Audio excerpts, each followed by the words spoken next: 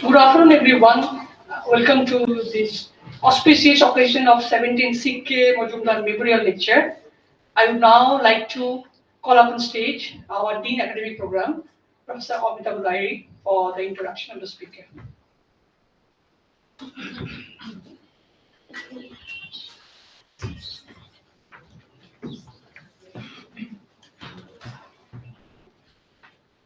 A very good afternoon and welcome to the 17th CKM Majumdar Memorial Lecture. The SN Bose National Center for Basic Sciences organizes 4 named lectures, one named after Professor SN Bose, Professor Satyendranath Bose, and given by a distinguished scientist in any field, one named on the Chandrasekhar lecture, named after Subramanian Chandrasekhar and is usually given by somebody working in astrophysics. The G.N. Ramachandran lecture, named after the biophysicist G.N. Ramachandran and usually given by someone working in biological sciences, and the C.K. Majumdar Memorial lecture, which is named after the first director of our center, Professor C.K. Majumdar, and given by a distinguished scientist in any field. So it's an honor to talk about Professor C.K. Majumdar today. It turns out, perhaps somewhat accidentally, that I am the last remaining faculty member appointed during his tenure. So, as the director here. So, Professor Majumdar was born in 1938 and he was very well known. He was known to people in the generation before us for his stellar performance as a student throughout his school and college and university careers. And to us, he was known as a noted professor and a scientist of world renown. He did his PhD at University of California, San Diego, with Walter Kohn and Maria Gebhardt-Mayer, both Nobel laureates. Maria Gebhardt-Mayer was already a Nobel laureate, and Walter Kohn became a Nobel laureate later on. His PhD work was on the interaction of positrons in solids, and with Walter Kohn, he proved he looked at the continuity of fermions in solids, the fermion spectrum in solids. And then, after a short postdoc, he came back and joined TIFR, the Tata Institute of Fundamental Research, where he did his most famous work with his student Dipan Ghosh, which was an extension of the Heisenberg model, the spin chain model, and which is now known as the Majumdar-Ghosh model. Then he came to the University of Calcutta as Pali professor in 1975, and he also worked at ISCS, the Indian Association for Calculation of Science. And then, when this center was founded in 1987, he was appointed the first director, and he served as the director till his retirement in 1999. So, in his later days, from 1987 to 99, he was an institution builder. He built this center basically from the ground up. There was nothing here, and he actually took part in planning and the construction.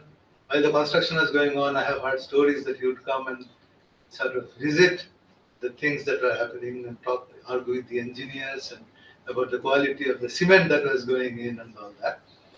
So he took part in everything, and of course not only the buildings, he also appointed the people who were here. And he is definitely responsible, he was definitely responsible for the variety of subjects that the people here did the research on. So here we had a large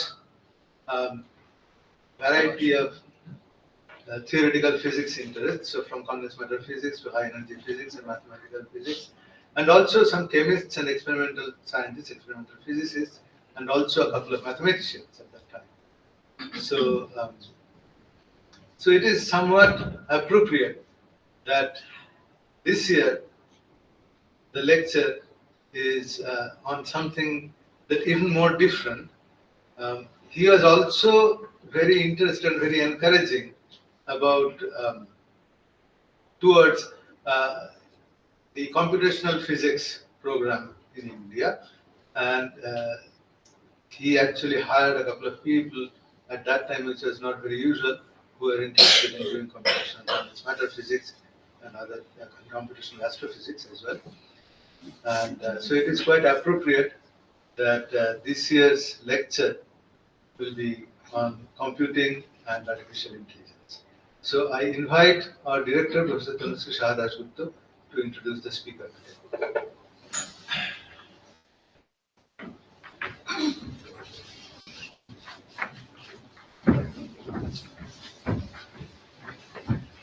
A very good afternoon and welcome all to the Chanchal Majumdar Memorial Lecture. As has been already mentioned, that this is one of the 4 memorial lectures we organize, and this is the 17th Chanchal Majumdar Memorial Lecture. It started in 2001, and as you all know, Professor Chanchal Majumdar was a distinguished condensed matter physicist. And keeping that in mind, in fact, all previous lectures in previous times were given by condensed matter physicists. But then we thought that the scope of the condensed matter physics is getting broadened. And as you know, if you look at the 2 Nobel Prizes given in this year, in fact, there has been a lot of controversy with the Physics Nobel Prize, as you may know, whether it is really physics. But that means even in the world, all the boundaries are getting faded. We don't know what is physics, what is computer science, what is chemistry. Whatever is needed for solving a problem, that is being used. So that's the spirit of the modern time. So keeping that spirit in mind in this list, last year the Chanchal Majumdar Memorial Lecture was given by a chemist, a solid-state chemist, not a physicist, but the solid-state chemist has very close connection to condensed matter physics. And in few years back, the memorial lecture was given by Michael Berry, who is more like a mathematician, but his construction of the topology is being used heavily in condensed matter. So as I say, science has become interdisciplinary. So as our dean has mentioned, so therefore we have really kept our this kind of spirit intact, and keeping that in mind, this year the memorial lecture will be given by a computer scientist, because the Nobel Physics actually is given with 2 persons. One is really a trained physicist, other one is a computer scientist. So with that, it's my duty to give the introduction of today's speaker. I don't actually add anything more than what is there in the invitation card, which I guess all of you have seen. So he is the scientific director at the Max Planck Institute for Software Systems at Kaiserslautern, and his research interest lies in the verification and control of reactive, real-time, hybrid, and probabilistic systems. And today we will get some glimpse of his research interest. He was actually a student of IIT Kanpur, a very glorious student, and he received the President's Gold Medal from IIT Kanpur. He then moved to US and carried on his PhD from there, and he received the Chua Award from UC Berkeley, and also a NSF Career Award, a Sloan Foundation Fellowship, and a ERC Synergy Award, and also a Distinguished Alumnus Award from IIT Kanpur, which I think is very valued, at least for the Indians. He has also received awards from PLDI and POPL for the most influential paper, and today we are all eager to hear from him about his research. This is also a kind of a coincidence, I should mention, that he perhaps is a speaker who has the most closest connection to the person in whose memory we are having this memorial lecture. This kind of occasion doesn't happen all the time, and I can understand that this is a very unique, very emotional moment. So please.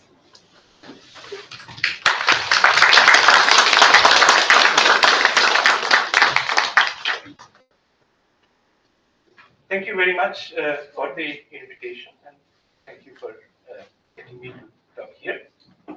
And it is really a matter of honor, but also a lot of emotions for me to talk at this particular lecture. And maybe some of you have had the occasion of meeting CK Majumdar, and I know that he was a mentor to a broad generation of physicists in India. But for me, of course, he was a mentor from very early days, right? So Chanchal Majumdar is my father. And some of the stories that Professor Lahiri said, yes, I was there with him in some of these occasions. And my association with the Institute, the S.N. Bose National Center, also dates back to many years. In fact, when we were growing up, in our family, the S.N. Bose Center was really another member of the family in all our discussions and in many things that went on in our house. And in particular, the S.N. Bose Center, in those early days, it was, I think, still at DB17, had a computer lab, and this was essentially my first introduction to computers. So what I'm going to talk today is a very computer science topic. It's about verification of large-scale computer systems. But occasionally I will tell you how I realized quite recently how some of the techniques that underlie many things in physics somewhat accidentally show up in the analysis of certain computer systems. So what I'm going to talk about today is about correctness of large-scale software systems. And it turns out, as you very well know, that as a society, we are building some very large and complex computer systems. And much of the complexity and innovation in these systems happens in software. So the software is very large, and it is very complicated to get right. And an aircraft is just one example. But if you think about the infrastructure that underlies the modern web, it is actually more than, it's a very large amount of code. And it's run by it's written by many programmers across many different continents. And our digital lives essentially depend on this large set of software. Right? So whenever you're accessing the web, whenever you're connecting to your bank, whenever you're reading email, you are depending on the correct behavior of this very large set of computer systems. And the question that we would like to ask is, how do we know that this system works well? And of course, the trouble is that if you have a system of this size, the scale of the system, the number of possible states of such a system is enormous. Here I have the picture of a somewhat small portion of a microprocessor, let's say with about 300,000 flip-flops. The state space of just this tiny processor is enormous. It's about 10 to the 100,000 states. And even to the astrophysicists in this room, this is a very, very large number. Okay, so let's come back to these distributed systems that underlie much of our digital lives. What I would like to talk about is the following problem. So these systems are critical to all these services that we depend on. But building these systems so that they work correctly and efficiently under a very large variety of operating conditions is very, very difficult. So what can we do as computer scientists? So how can we ensure that these distributed systems work according to their specifications? So this is essentially the core of my research. And what I've tried to do is, I would like to tell you the basic techniques that we have in approaching this problem. So for the most part, this talk will not be very technical, but I hope that I can give you a glimpse into the way computer scientists think about this problem. And in particular, one of our interests is to understand what kind of tool support can we provide to to the developers of these large-scale computer systems so that they can make sure that these systems work as they're supposed to. Okay. So whenever you have a system of a very large complexity, what do? We try to come up with a simplified abstract mathematical model that captures the essence of the problem, and we essentially calculate, based on this mathematical model, certain properties of the underlying system that we are modeling. So this is true in physics and chemistry, and this is also true in computer science when we try to model these very large distributed systems using some core abstractions that we can then reason about. And then what we can do is that we can develop algorithms and tools to analyze these mathematical models, and then we can take the predictions that our model makes and run them back into the system. So we'll use our models to calculate. The models will be abstractions of reality. They will not capture all the possible things that the real system will have, but they will give us rather sophisticated mathematical tools to predict properties of our system, and then we can validate these predictions against the actual model. Now, in the sciences, nature is out there, right? And what we are trying to do is that we are trying to model nature using our tools. In computer science, it's slightly different in the sense that the systems that we are modeling are also built by us, right? So we are building the microprocessors, we are writing all the software. And yet, when the software and the systems go beyond a certain complexity, this view of using an abstract mathematical model to reason about our systems and then feeding back the predictions of the system or validating the predictions against the actual system is still the way we approach these problems. So what we are trying to do is we are taking the mess of software and hardware and everything else, and then we're trying to come up with a mathematical core that we can analyze. And this mathematical core will give us enough information that we can validate against the actual system. So this field overall is usually called automated reasoning. And it's essentially a mixture of various different areas of computer science, including theory, programming languages research, software engineering, and more recently, to a large extent, techniques from machine learning and AI. And automated reasoning is broadly this way of essentially making mathematical models and reasoning automatically about properties of computer systems. And it has applications in both electronic design automation, in distributed and system software analysis, and also in a broad class of systems called cyber-physical systems, where software is used to control certain things in the physical world, aircrafts and automotives being the primary examples. Okay. So I've talked about these large systems, and I've said that what we would like to understand is when do these systems work correctly? So what I want to do is to start with a couple of instances of things that can go wrong and kind of use these as motivations in the rest of the talk.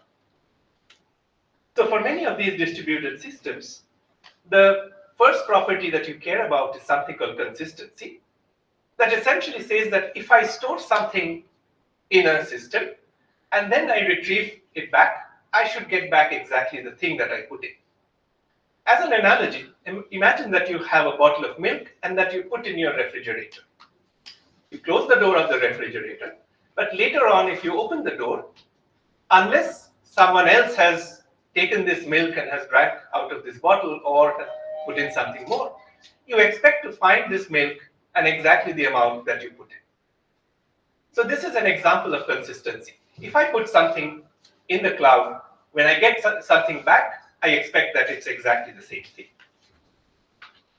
The second property that I'll use is something called availability.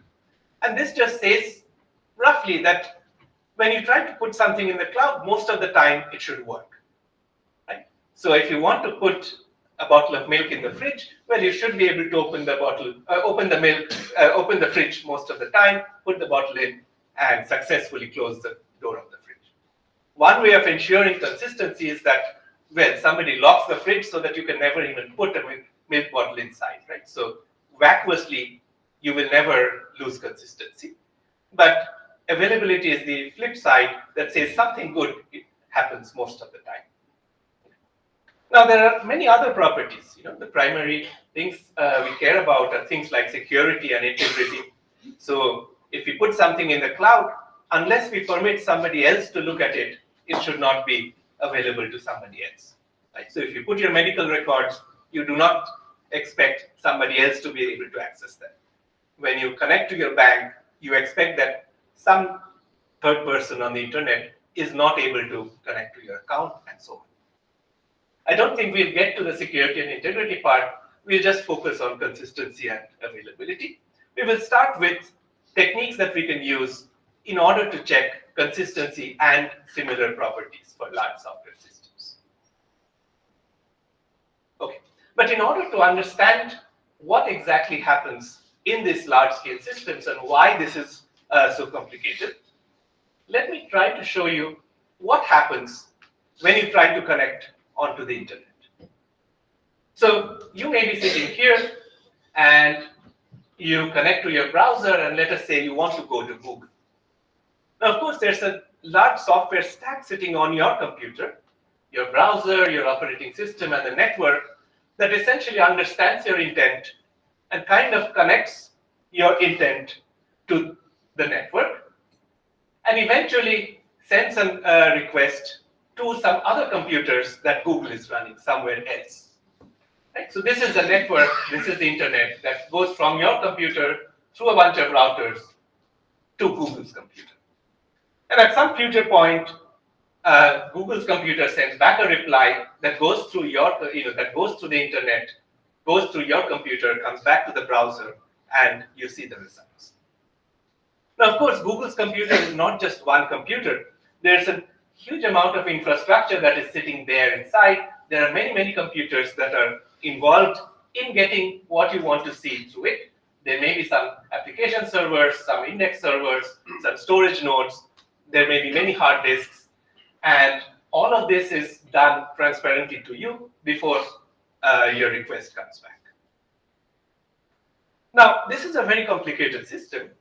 But what makes it more difficult is that, of course, you are not the only person in the world accessing Google. And in fact, you may not, accessing Google may not be the only thing that you're doing on your browser. Maybe at the same time you are watching Netflix, and that goes to other computers somewhere else. At the same time, I may be also making a Google query, and my request is going through the internet and going through the same set of computers in Google's data centers. And all of this has to be managed so that your request and my request do not interfere. Right? And this is what makes this entire infrastructure so complicated. So this is concurrency. So many users are trying to access similar things at the same time. And with concurrency comes the problem of resource management. But there is an additional problem. And the problem is that at this scale, the world is very fragile. So many things along this whole chain can break and do break all the time. So the internet routers can go down, some links can go down, maybe there's a power cut in some part and therefore certain network links are not working.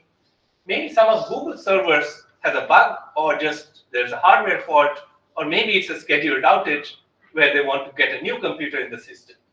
Disks can break. And in fact, with modern technology, even cosmic rays can flip bits in the disks, and all of these errors have to be managed so that whenever you're asking for nice cat pictures, you do get through all this infrastructure the nice cat pictures. And these are not the cat pictures I asked for, because maybe I asked for raccoon pictures. Right? So managing this concurrency in the presence of all of these faults that can happen is very, very complicated. And just to give you a scale of this complication, there is this famous quip by Leslie Lamport that says a distributed system is one in which the failure of a computer you didn't even know existed can make your own computer unusable. So, and here's an example just to show how these things can become complicated. So suppose I were to ask you to write, a log, right? So an object with a read method and a write method, such that The object just maintains a log of all the writes that you've done, and each successful write goes into the log, and each read operation sends back the log of all the writes, and the reads are consistent. If you have done any programming in your life, you will be able to do it, and it's really just half a screen of code. You will just write a read function and a write function, and this is essentially computer programming 101. Now, I may ask you to write a concurrent log function, right? So I can say that, well, many people can be writing and reading from the log at the same time. And again, this may be a little bit more effort. You have to learn a few more things, but the code itself will be very, very small. What you do is just take a lock to ensure some kind of mutual exclusion, and this is again half a page of code. So these two things are trivial. But if I ask you to write a distributed replicated log, suddenly you will require a set of computer science PhDs telling you how exactly to do this. And this is really modern computer science research that tells you how you will be able to write this kind of a distributed log, the same overall specifications, but where you expect the log to sit on many machines because certain machines can crash and go away at any point. Okay, and still many, all the readers and the writers get a consistent view of the world. In fact, some very deep theorems in computer science tell you that under certain very general conditions, you cannot even write any program that does this. And so all I'm getting at is that going from one computer, writing programs that work on this one computer, to going to these distributed services that run across the world is a very, very difficult. It's orders of magnitude harder. And when things are hard, you have the possibility that things will break. And this is where the techniques of automated reasoning come in. Okay. So I showed you the complication of the word. And what we'd like to do is understand how to get confidence in these things. So coming back to our initial slide about modeling and analyzing these models, let's just consider a simple mathematical model for these very large-scale distributed networks. So when we talk about models of computation, so for example, if we want to mathematically study the notion of computation, many things become irrelevant. For example, I don't really care the manufacturer of this laptop. I don't really care what peripheral devices there are, and so on. When I think of algorithms, I usually think of an abstract machine, sometimes formulated as a Turing machine, that captures the basic notions of computation. So what we'd like to do in the small is to come up with a small set of code primitives that allow us to model these very large-scale distributed systems without, for example, caring about whether we are modeling services by Amazon or Google, whether we are using this kind of hardware or that kind of hardware, and so on. And we can do that, and we can do that with some very small number of primitives. And these primitives are usually processes and messages. So the processes represent the sequential computation units. This is the code and the algorithms that you would write. And each process will represent code that is running sequentially on one machine. But there may be many, many different processes, and these processes will be running concurrently. And these processes, in addition to doing the computation, will also communicate with each other. And the communication happens using messages. So these processes can send messages to each other. They can receive messages from other people and act on these messages. And they can maintain some internal state, and they can do some computation that, based on their current internal state and the messages that they receive, can update their internal state and send more messages to other people. So this is our core abstraction, right? So we will model these very large and complicated systems purely by using certain mathematical notions of processes.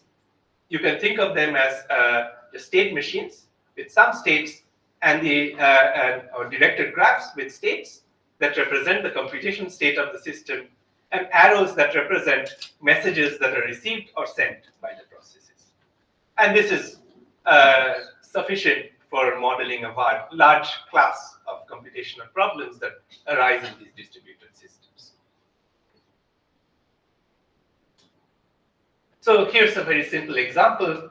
Let's say that you have some simple protocol where client asks you to put something in some storage device, and what you want to make sure that this data is put into 3 different disks before you tell the client that the data has been saved. So at some point, the client makes a request.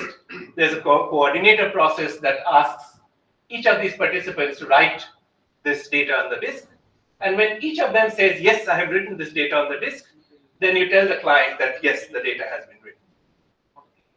But if any one of these disks say, well, I could not write this data onto my disk, then you should tell the client that the write has not been done. Right? So this is a simple protocol, and you can model it as a number of processes, and that is communicating through these messages.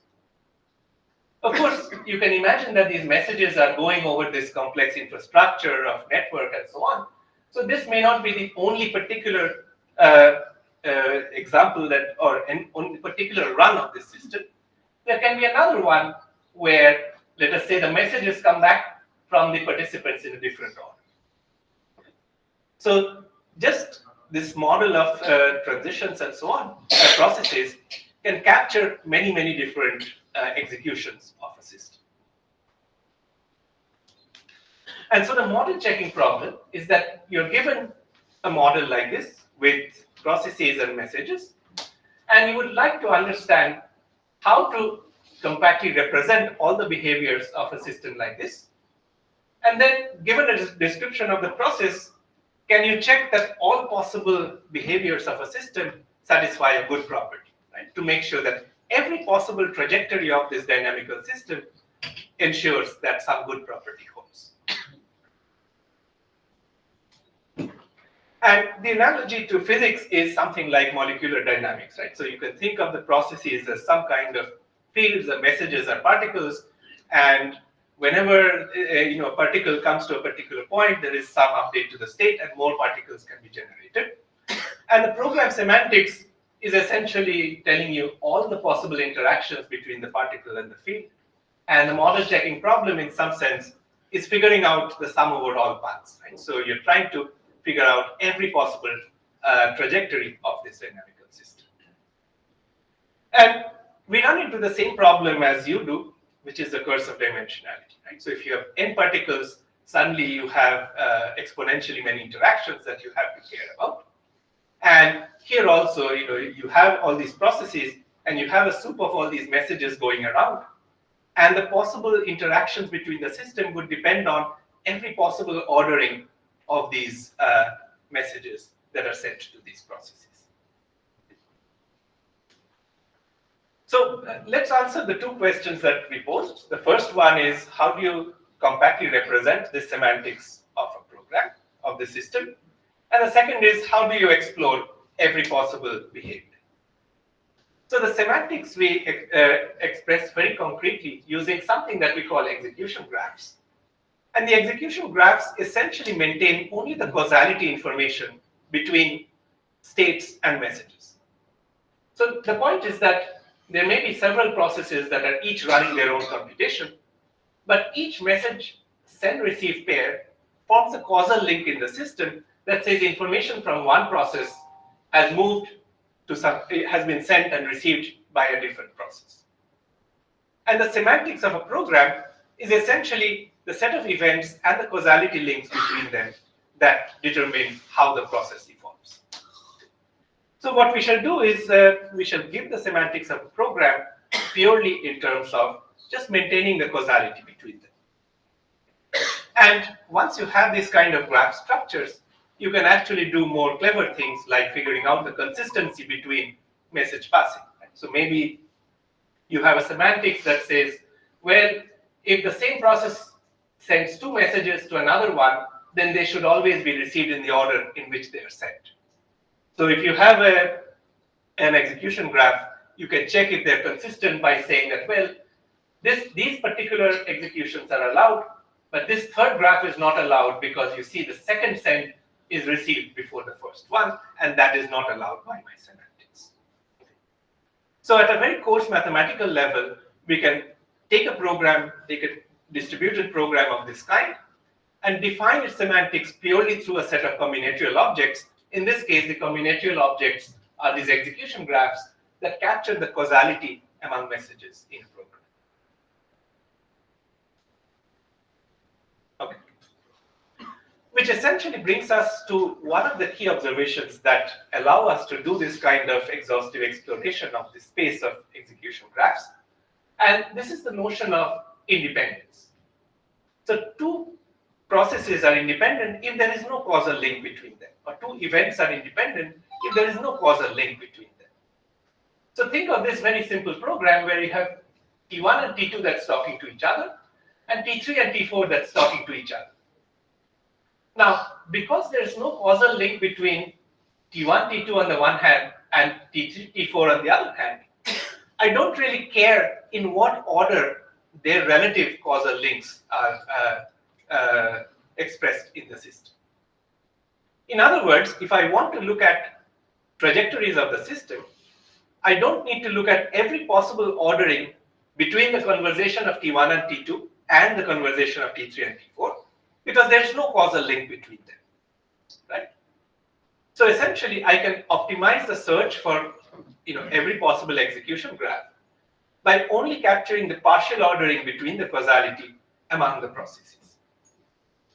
And this is a key observation, and this allows us to exploit this independence in these distributed systems to be able to run these model checking algorithms that essentially run a graph search algorithm to look for every possible execution graph that is possible in the system. And this is the core idea behind a model checker that we have built for distributed systems that has been used to look at the state space exploration of large-scale distributed protocols. And the model checker is called MUST.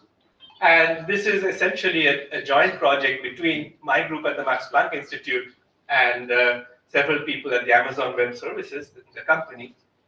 And essentially, it has exactly the core ideas that I talked about.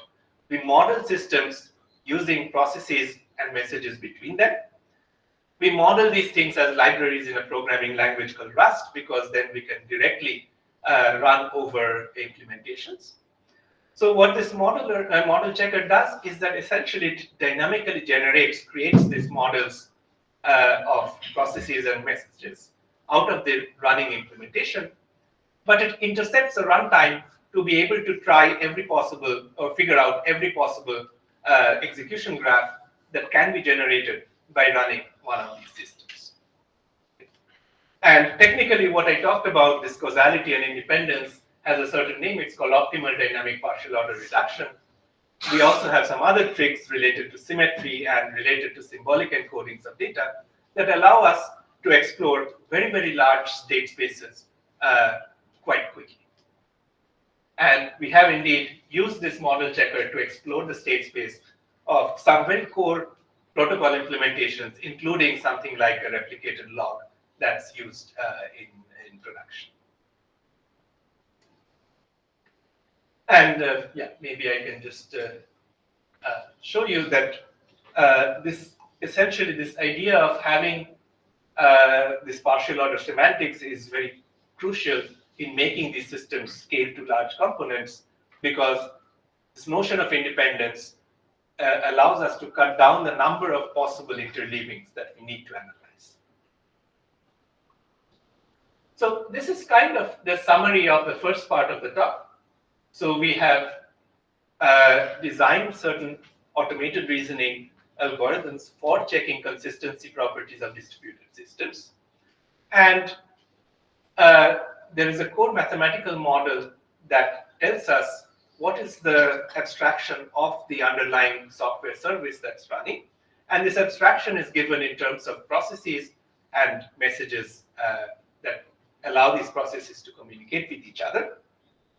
And what we have done on the analysis side is that given a model of this kind, we have a way of giving the semantics in terms of compact execution graphs, and then algorithms that do a backward search to find all possible execution graphs that can be generated by a program. And the key technical insight is that you can use this notion of independence in order to cut down the state space that you need to explain. So that's all I want to talk about the first problem of consistency. I want to talk about the second problem, which is about availability. And availability is the problem that you want the services to be working most of the time. Now, how do you shift from consistency to availability? Well, consistency, we looked at the concurrent interaction of a small set of requests to make sure that everything was working correctly. But of course, there are 8 billion users that are sitting on the internet, and they're all sending their requests to Google at the same time. And what we would like to understand is how can we model this kind of very large set of users at the same time? And what we do here is essentially the same thing that you do in physics when you move from a model where you write down the positions and velocities of every possible atom in the world and try to solve the Hamiltonian. You try to come up and form a more macroscopic model, because you want to say that, well, even if I could solve this very high dimension system, which I can't, and in my situation, the analogy would be many processes with many messages, right? I cannot solve these systems exactly, but I may not need to solve these systems exactly in order to be asking and answering somewhat high-level macroscopic questions about the system. So if you have a box full of a bunch of atoms, maybe you don't really care about the positions and velocities of each one of them.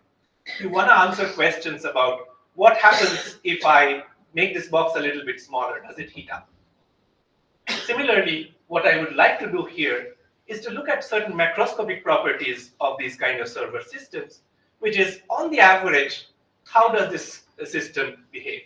How long does a request have to wait before it is answered on the average, and so on. And it's essentially this shift of view from looking at each message individually to looking at the aggregate of messages that is crucial to reasoning about availability. And I think that this book on statistical mechanics was in our bookshelves, and I think it's essentially the same idea, right? So instead of thinking about one atom at a time and looking at all the interactions of each atom with everybody else in the universe, what you want to do is to come up with a model that looks at the statistical aggregate of all of these requests going through the system. So just as we modeled distributed systems using processes and messages, the first thing that we want to do before we can do this kind of analysis is to understand what are the models that we want to build in order to be able to answer these questions.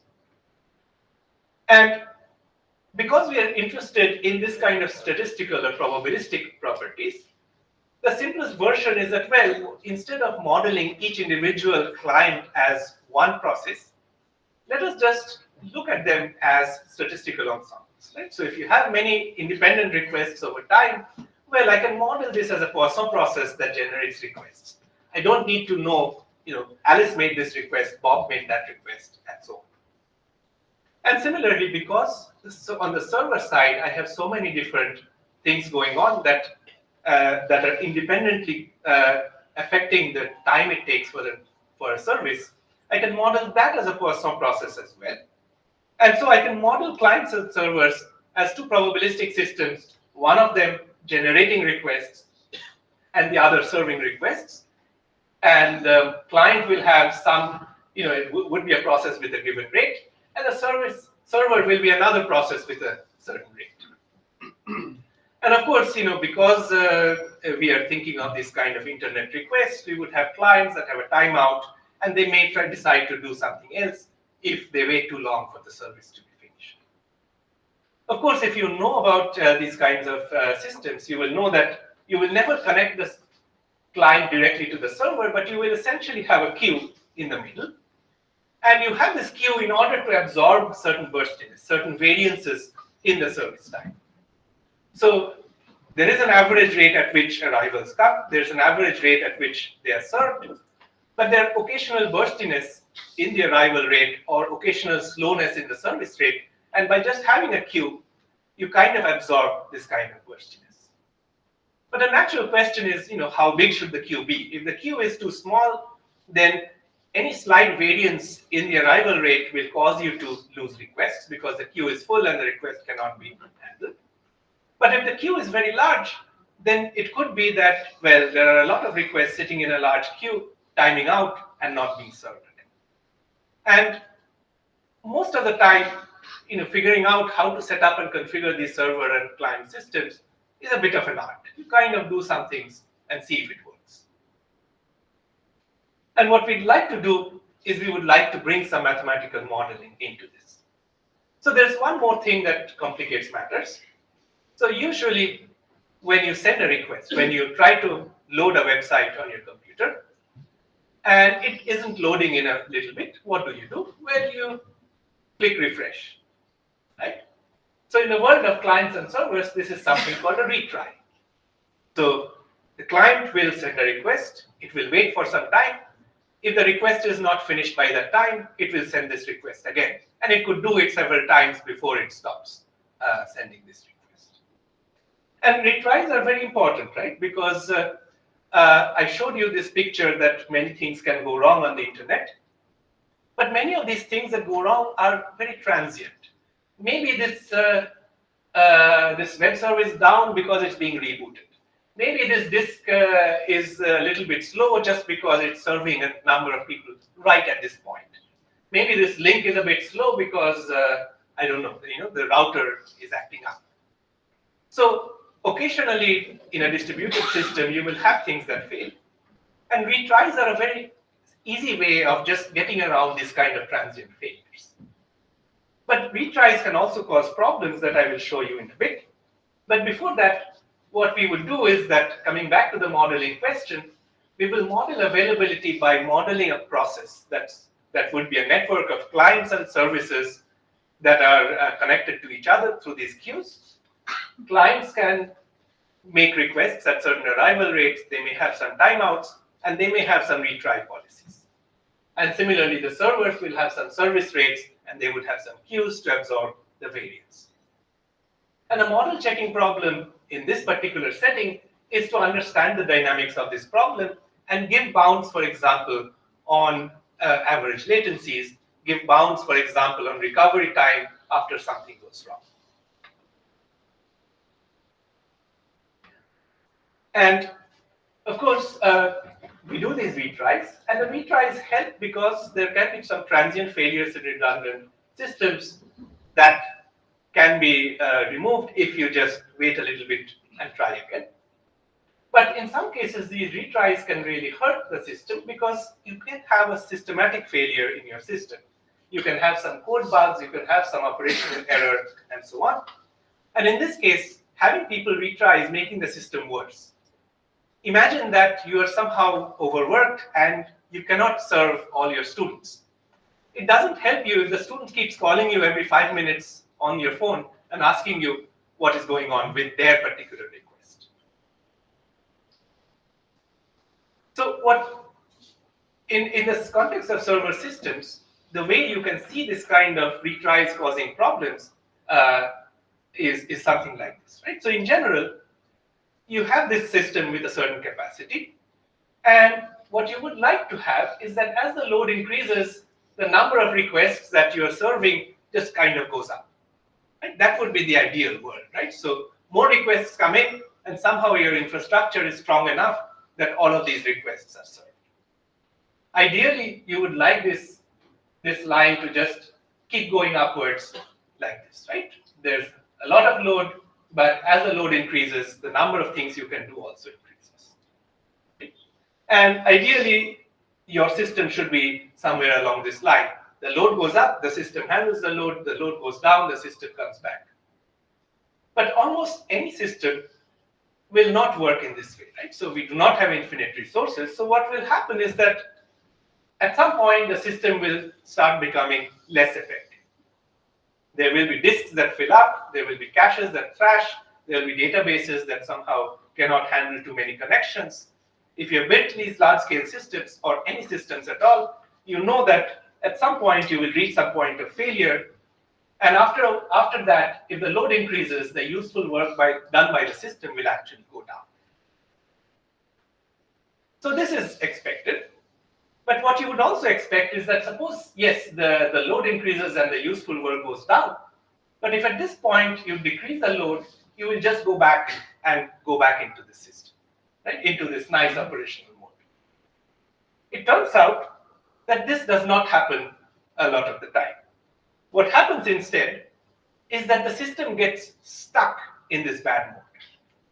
So here's an example, what you would expect in a real system to happen, right? So usually you would say that, well, I have some server, I have some clients, and here's the successful requests that go on in the system over time. And let's assume that between these two red lines, something bad happened, right? Let's say your server crashed, or one of your servers crashed. So you would expect that the number of successful requests to go down quite a bit. But then when the server comes back up, you should expect that the system comes back to the same level of throughput that you had before. And this is really true. If you have a system with no retries, this is the usual curve that you will see. But if you have retries, sometimes you observe this thing happening, right? So you have some number of requests, something bad happened in the system and the number of successes went down. But even when the system comes back up, you are stuck in this mode. And this is not just something that shows up in some mathematical model. I can tell you this is the most common reason for an outage that many of these large companies face, right? So when these large companies have a large outage, most of the time the operations people see a graph that looks exactly like this. The system was all good, something bad happened, but even when that something bad went away, the system did not recover. So the question is, what's going on? So many of these systems have this thing where, the load increases, the system goes back down, but it does not go back up into this recovery, this good mode, but it has to be rebooted back into a nice operation. So this was a problem that we looked at. And after kind of thinking about it for a while, we realized that this is very closely related to the notion of metastability that shows up in many physical systems. Right? So essentially, you have, in our case, we have a trigger that pushes the system into some state. And this state is self-sustaining and it does not recover to the original state of the system after this trigger goes away. And essentially what we are seeing is this kind of a metastability of the dynamics where the system dynamics happens in different time scales. You start in one equilibrium, you start at one attractor of the system and most of the behavior remains near this attractor. If at any point by accident or by external trigger, you move the system to a different state, it could just get down, get into an attractor of a different equilibrium and you can stay there for a very long time. Right? So this is exactly the phenomenon that we are seeing, but in the world of computer systems. And just pictorially, the dynamics of the underlying system looks like this.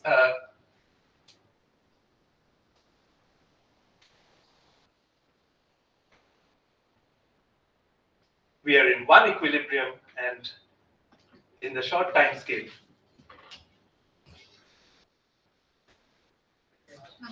I think it's fine. Yeah. And in the short time scale, most of the dynamics is near this attractor. But at the longer time scale, or through the effect of an external trigger, you can move to a different part of the state space and you're in a different attractor. So metastability and so on are very sort of technical issues. But let me just give you two very common examples that many of you probably have seen. The first one is using landline telephones. Right? So suppose that you want to call home. Right? So you call home, and the way the telephone network works is that, well, you get this dial tone, which essentially means that there is a reserved line for you until some trunk, and now you're allowed to make a call. Right? So you make the call, and now what happens is that this goes across the exchange, and there is a dedicated line between your phone and the number that you're calling, and then you can start making the call. Now imagine that it's Bijaya Dashami, everybody is calling home. So you call, and then what you hear is, at least in the old telephone days, you hear something like a eh, eh, eh, eh, eh, eh. And this is different from eh, eh, eh. So this eh, eh, eh is that the phone on the other side is busy.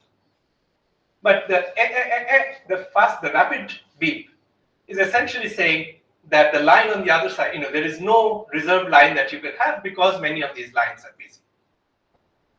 Now, to most users of the telephone service, these two things are not so differentiated. So what happens is that you call, you make this request, it reserves a bunch of lines, and then at some point it cannot find a reserved line anymore. It gives you this feedback. But you don't know this, right? You think, oh, my mother is talking maybe to my sister. I know that she will go out to the bank later on, and so this is the best time for me to catch her. Let me just call back again. So you put down the receiver, you call again.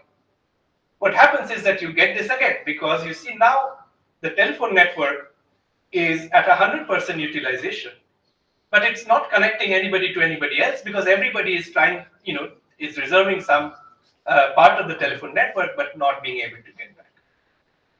And for the telephone service, what happened was that they just put in a better way to inform people what is going on, right? So now you will get some message that says, everything on these lines are busy, please try again after some time.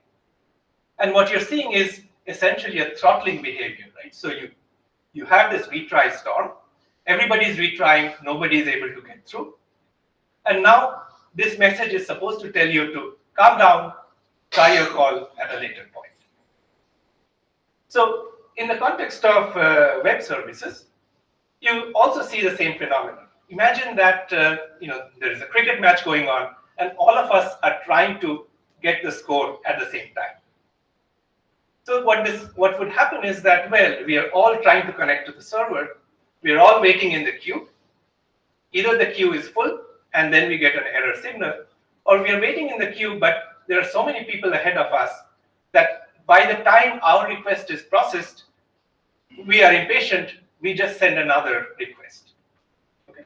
So now we have two of our requests waiting in the queue there. And not just two of my requests, but two of your requests, because you also got impatient and so on. And so this is exactly the same thing that happens, right? We are all making a bunch of retries, and then no useful work is done, even though the system is at 100% utilization. So this is a very common phenomenon, and and this shows up in most of these large companies all the time, right? So, for example, at the end of July, there was an outage at AWS, and many of these outages are big enough that they show up in some newspapers and so on, right? So, and this was an example of this kind of a metastable behavior where everybody was retrying and nobody was going through. And of course, they show up in this weirdest places, right? So checkouts in some supermarket could not be used because they were using some Amazon services that went down. And I'm not picking on Amazon here. Everybody else also has a similar problem. Microsoft, Google, OpenAI, Twitter, all of them have issues. So here's our mathematical model, right? So we wanted to understand the dynamics of the system using our model of servers, clients, queues, and so on. And we will model this using a very simple probabilistic model. Well, technically, it's a continuous time Markov chain. And in order to understand the kind of mathematics that goes on, I will just give you some qualitative ideas of what we do. So the simplest model you can think about is something called the random walk on a line. So imagine that there are some positions on the line, and you are standing at one of these positions. And at each point in this line, what you do is you toss a coin. If the coin turns out to be heads, then you move right. If it turns out to be tails, you move left. Okay? And you do this again. So the question is, where on this line are you going to be most of the time? So here are two very qualitative things. If it turns out that you get the probability of getting a head is more than the probability of getting a tail, then at each point there's a certain drift that you have to moving right. So you can imagine that most of the time you will be on this end of the queue of this line. And similarly, if the probability of head is less than the probability of tail, there is a drift going left, and most of the time you will be on this end of the line. So this is a very qualitative result, but of course you can make it very quantitative. You can you can calculate exactly the expected time to hit one of the endpoints and so on. So what does walking on this line have to do with queues and so on? Well, it turns out that you can model queues on servers purely as this kind of a random walk on a line by saying the number here just tells me how many elements are waiting in a queue, and I move right if one more element comes, some new request comes, and I move left if a request is served. Now, if the arrival rate is higher than the service rate, there's a drift on this side, and you would imagine that the queue will fill up. On the other side, if the service rate is higher than the arrival rate, then there's a drift on the other side, and you would imagine that the queue would be very, very small. Right? So just in one dimension, the dynamics is very simple. We can answer every question. Now, because we have this retries, we introduce a second dimension to the dynamics. And the dynamics is that, well, what is the retries that happen? Right? So if you have a long queue, then many requests will time out and they will start being retried. And on the other hand, if it's a short queue, then retries will get processed and new ones will not be generated. So it's a two-dimensional probabilistic dynamics. And the arrow is just saying what is the most probable direction of the dynamics. And in general, I can just look at the dynamics and just the visualization of the phase space to get some intuition about how the system will behave. If all the arrows are trying to, are pointing left and towards the bottom, this means that the queues should always empty out, and you should have a system where the requests are all being processed. And similarly, if all the arrows are pointing to the right and to the top, this just means that the queues are filling up and everybody is retrying and nobody is getting any useful work done. The interesting point is that you can get rather complicated behavior even with this very simple dynamics in two dimensions, where you have the queues on the one side and think of the orbits as the retries going on in the system at the other. And you see that there's a small queue regime where the system is safe. There's a large queue regime where the trajectories are very unlikely to recover. And then there are these metastable points here where, depending on where you are in the dynamics, the time scale to recover may be much larger than let's say, if you were here. And these are the things that we can now model for these kinds of server systems. And we can use these models first to look at a configuration of the system and predict where these kind of metastable behaviors are likely to happen. And also we can compute, using the underlying Markov chains, what are the expected hitting times, what are the recovery times, and also what are the mitigations that we can have in systems like this. So, for example, I can have a system like this and add a trigger, and the trigger is essentially a load surge that moves everything to a full queue. And then I can ask if the system has reached a full queue. Let us say if the system is here, how much time do we expect for the queues to come back to recovery? And we can also kind of use these kind of predictions against simulations on the actual system to see how well our model predicts these things. And at least in this particular example, very simple example that I showed you, the system behaves as you would expect in this model, where if some bad things happen, if the queue is very large, then you see that the useful work does not recover back to the original setting, and the latency that got high when there was a load surge remains high for a very, very long time. Of course, because this is a probabilistic system with probability 1, eventually the queues will clear and so on. But if you're an operations person running one of these services, if your service is stuck for orders of magnitude higher times than the usual service time, then you have a problem. And this kind of problems are really very, very common in large-scale distributed services. Okay, and I think that again, you can imagine that if you are, on the contrary, in a system, in a place in this dynamics where the queues are small, you would expect the recovery to be rather fast. And again, you can, in simulation of the system, you can see that yes, there is a load effect where the good put goes down, but then it goes back up when the bad things go away. Okay, so I think that I'm kind of at the end of my talk. So the second part of this talk was about the ability to model the systems that capture these probabilistic dynamics of requests and retries and so on, and to understand the dynamics of the system.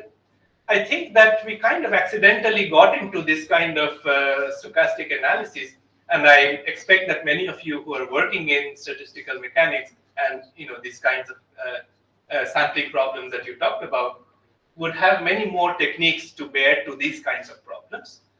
All I wanted to show you is that many of the problems that we have in the world of reasoning about programs, both in terms of consistency and in terms of availability, have the underlying similar mathematical flavors as many of the problems that you look at in physics, in chemistry, and in the computational sciences. So underlying all of these things, there is a certain abstract mathematical model that we are trying to solve to understand the dynamics of the system. And sometimes this dynamics is captured exactly by looking at each message and understanding how it influences the next step in the next process. And sometimes these analyses are more statistical, where we are trying to get an aggregate behavior of the entire system. That's all I have to say. So this is joint work with many, many colleagues in my institute and also at Amazon Web Services. And thank you for your attention. Thank you for the invitation one more time.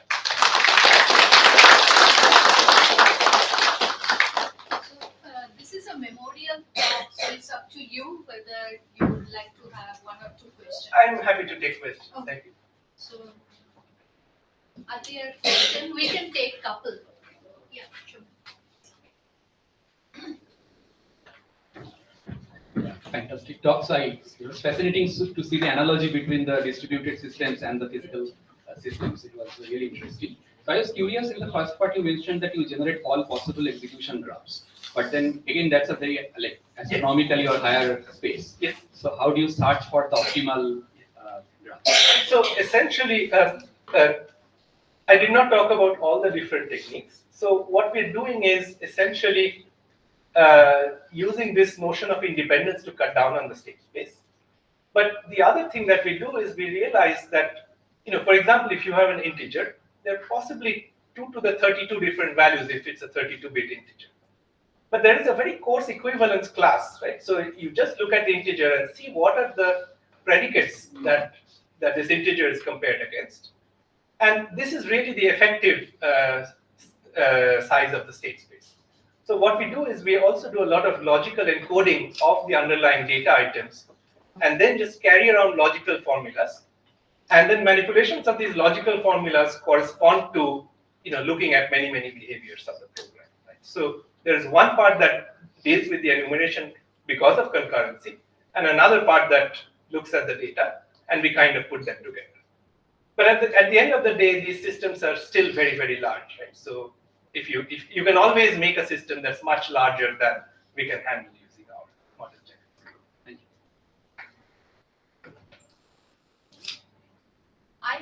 kind of curious question, nothing to do with your talk. As a computer scientist, what will be your take on the real excitement and probably craze about the quantum computer? Do you think any of the algorithm that you have been using really will be useful with a quantum computer, or maybe some hybrid kind of quantum plus classical? So this That is a can be very good useful. question, right? So I think the short technical answer is I do not know. But the larger, but maybe the more technical answer is that the quantum computers, they're allowed, they're very good at doing some kinds of search, right? Yeah. Shor's algorithm, Yeah. Grover's algorithm, and so on. But the class of efficiently solvable quantum problems is still BQP, which is very close to polynomial time. And most of the problems that arise in verification are space completer. So there's a complexity theoretic reason why It cannot- these problems cannot be done very quickly using quantum computers. On the other side, anything that you can improve in some kind of local search, heuristic local search, will have some application in these things, because at the end of the day, all these model checking problems, these correctness problems, are really looking at large state spaces and finding heuristics to search that space in an effective way. So maybe in future, maybe some hybrid kind of. Yes, yes. So I think we thank Mr. Majumdar Rupak for a fantastic talk, and he made it so lucid. I'm pretty sure that many of us are excited, and we might be regretting why we didn't study computer science. But anyway. Just as I'm regretting, I do not know enough of statistical mechanics, because many of the problems things here are seem to with the be. system. Yeah, so it's kind of pleasant duty Yes. now. Yes, now it's the time to felicitate Professor Majumdar by our director. Though it should take place beforehand. No, It's it's bit okay. late. Okay, fine. So if you,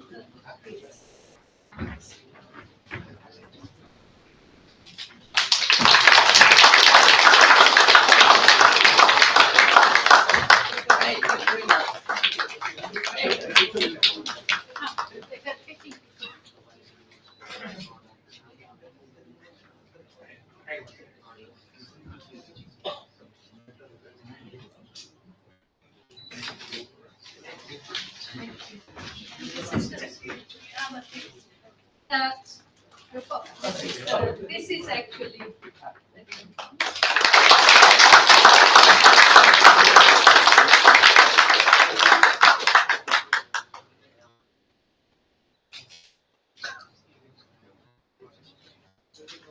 Thank you, sir. May I now request Mrs. Majumdar? It's a rare occasion. Yes, it's a So real why occasion, don't you madam. please come? Please come. Please come, ma'am. Please come. And I request Sir Professor Banerjee, who was one of the very senior person, and he was hired by Professor Majumdar at very early days. DV17, I think he mentioned of DV17. So that kind of reminds us of DV17. Please.